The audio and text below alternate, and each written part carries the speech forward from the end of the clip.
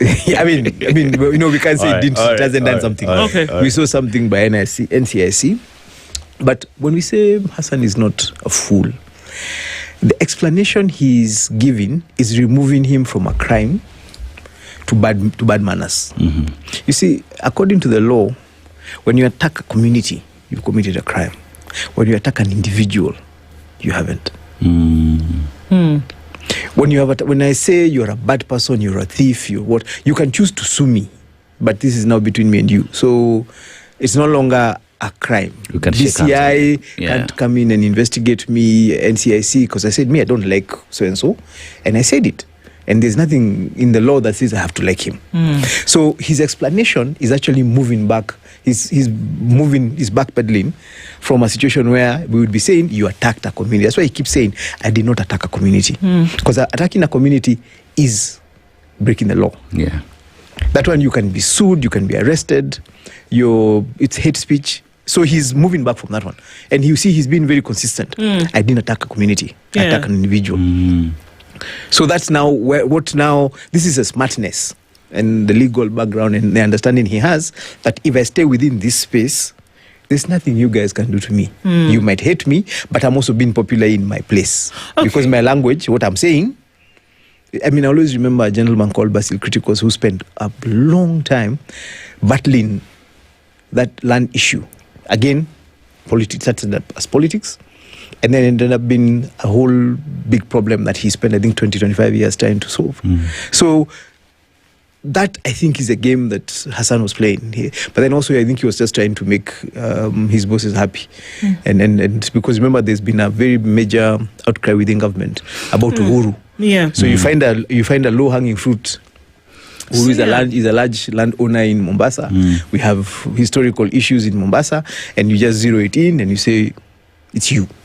Okay, so if that elicited the response that it did, and that we saw that there was a lot of upsetness that took place as a result of that, can you then equate it to there being an ethnic tribal issue in the country, or were people just upset because you're going to come at me? What was it? Can it be that somebody needed to be apologized to and then we, pat down our clothes and keep it moving? Or is there a deeper issue here that, look, because the thing about conversation is that we must be honest, that is there an issue that the people of Central Kenya have when somebody comes at them based on what they do or how they are in the political sphere? The 10 members of parliament who came out yesterday said very clearly, if he's not removed, we are moving.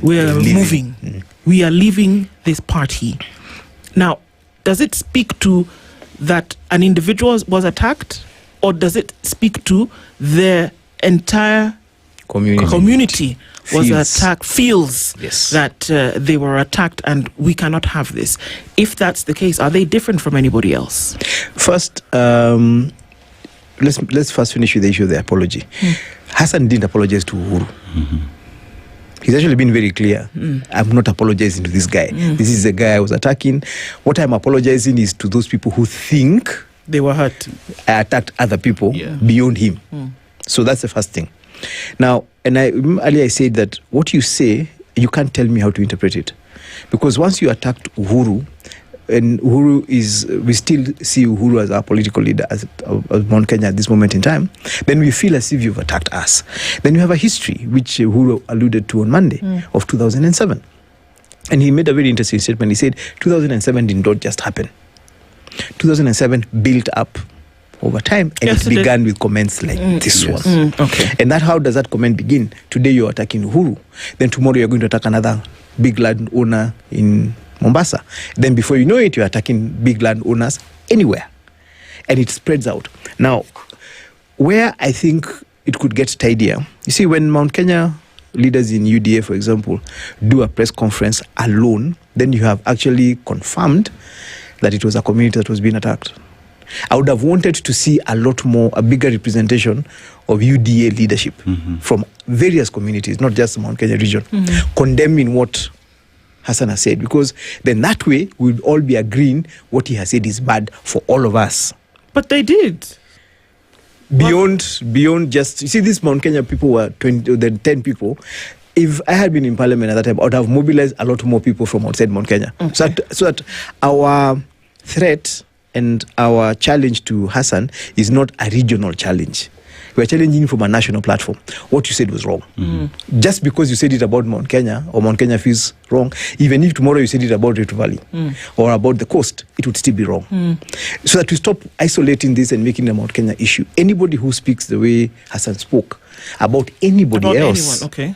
And I have been very consistent about that in my, I'm sure you follow my Geoffrey Chronicles, and saying, look, what Hassan has said, Gachagua has said before about other communities. He has talked about how when he's talking about the Kalenjins, he's talked about Watuha when he's talking about the Luos. Now Hassan has talked about it, about Atu when he's talking about Mount Kenya. All of them are wrong.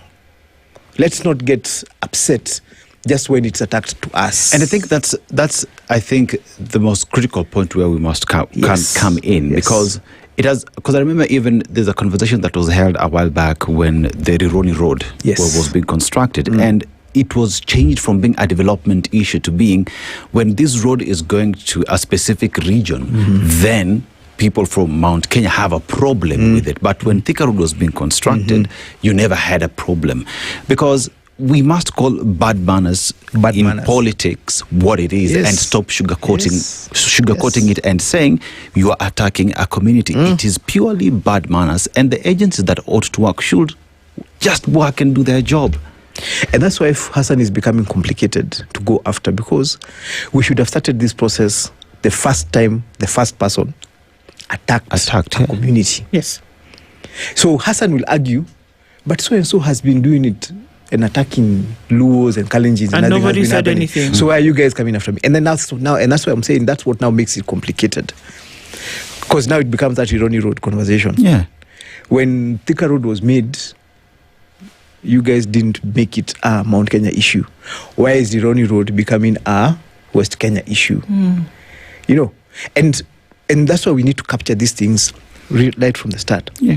We have to nationalize our conversation, and as you said, call bad manners bad manners. The minute I create a perception that a certain community is being isolated, when we say we are all cousins, I'm going to visit my cousins, and make it a political conversation. What have you said? So if you're not Kamba, you're not part of the family. group. If you're not a Bantu. If you're not a Bantu. Well, I mean, he could have said it anywhere. Yeah.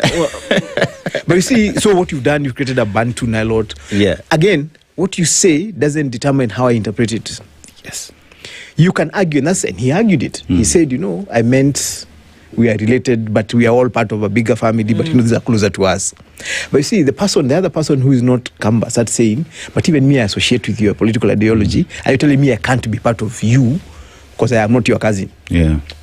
And that's how we need to stop personalizing our politics. So that once your politics is issue-based, then it doesn't matter that I come from a Maluo and you're Kikuyu. If we have an issue we agree on, then our ethnic background does not count. Because what the issue, if we don't agree on corruption, then we don't agree on corruption. Whether it is a Kikuyu or a Luo or a Kalenjin doing it, we should all be able to say corruption is bad. We can't say that, those guys are corrupt, naturally corrupt. We can't say that. Ngunjiri, when you talk about tribalism, we know where that has landed this country. Everybody in this country